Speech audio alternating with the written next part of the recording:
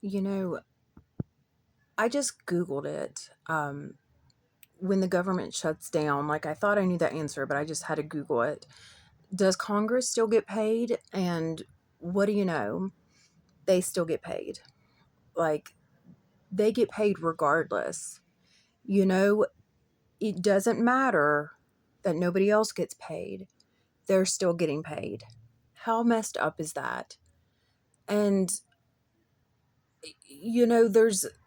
I've been doing a scary movie list, and really the scariest movie of the year is Eddington because it's like satire and it's true.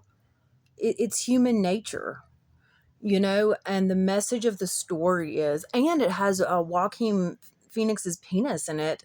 I mean, I didn't know I had wanted to see it, but then when I saw it, I'm like, huh, I'm glad I did. And I don't even mean it in a perverted reason. I'm happy that they threw that in there.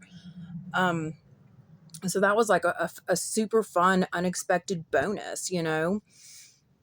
But what makes Eddington terrifying is that they get done what they want done, regardless. They do what they want, they're going to continue to do what they want, and they get done what they want done, you know?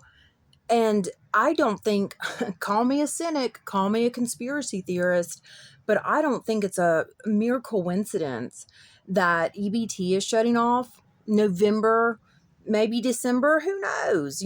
Maybe this is it. Maybe it'll never be again.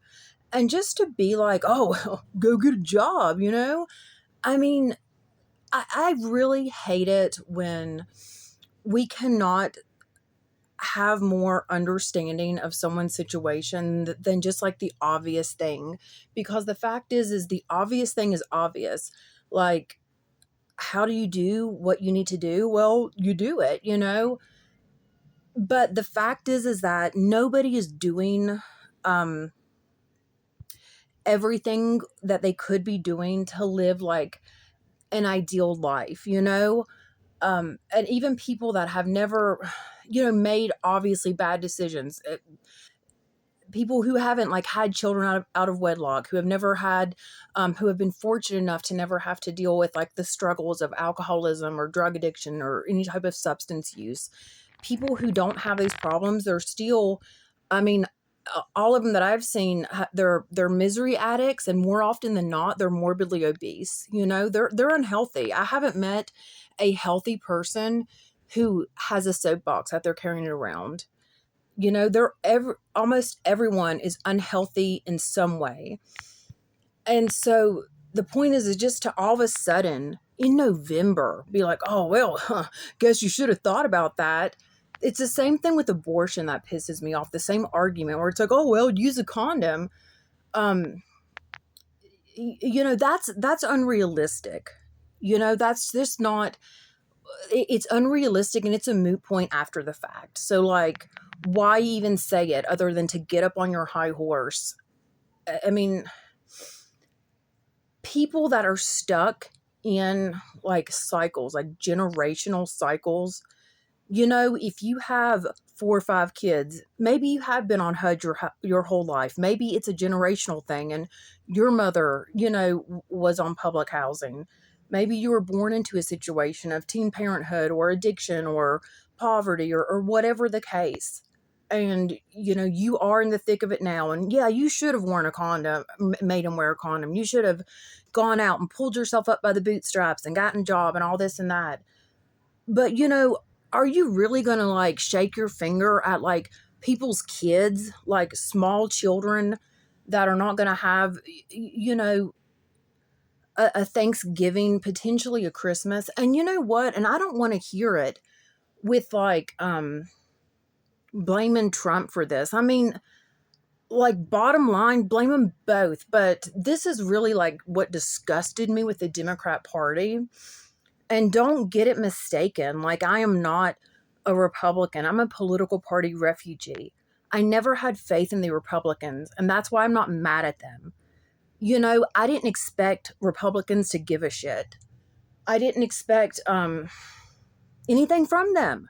You know, Same thing with abortion rights. I was never like, oh, Republicans, please understand a woman's right to choose. No, that's on the Democrat Party. That's your bread and butter, is like caring about people, caring about social services, caring about a woman's right to choose. That's on Democrats. So it's up to y'all. Don't look at Trump. Look at Bernie Sanders. Those motherfuckers are getting paid. So like, it just makes me like disgusted. And that's you know, at the end of the day, you can look at somebody's life and be like, oh, you should have done this and that. And really, everyone, we can all look in the mirror and say we should have done this differently. Hindsight's 2020 for everyone. Eddington, hindsight is 2020. That is a warning. Everybody says it. That's the saying. But the truth behind that saying is that is a warning to live and learn. And if you don't learn from your mistakes, it's just going to be a cycle. And we could all look in the mirror and say, oh, we could do this different or that different.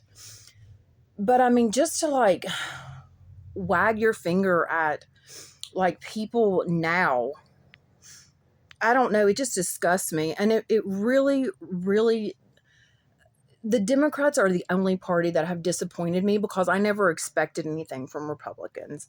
But, I'd rather know and have my heart broken. Bernie Sanders broke my heart. I'd rather have my heart broken and know than just like continuing to be like, hey, lesser of two evils. Like, they fooled me for 20 years, but I will not be fooled again. West Virginia, we didn't lose our rights because of Republicans in terms of a woman's right to choose. That's on Democrats. They should have like signed that shit into law when they had a chance. But like, I'm like talking about a bunch of different topics, but Eddington is the scariest movie of the year because, it's like climate change. They're going to keep doing this shit. They are the destructors of the country, of the planet, of the world. They will destroy as much as they can because it benefits them, because it weakens us. They don't give a fuck. So what does that mean? And that's the brilliant thing about Eddington too, is that kind of the moral of the story is that it doesn't matter which side you pick. If you don't have integrity within yourself, they're just going to play you like the little bitch fiddle that you allow yourself to be. So like, just take accountability, take ownership as best you can. And shit's going to get ugly. It's going to keep getting uglier and uglier because it is time. It's shit or get off the pot. I said it in my last video. This is the age of Aquarius. I mean, it's just like the New Hampshire, I think the state motto, live free or die. That's it. And that's up to us. The savior is not coming. It is not coming in the Democrats. It is not coming in Donald Trump. It is not coming in from a man parting this, coming out of the clouds. We have to be our own savior. We do. Y'all have a good night.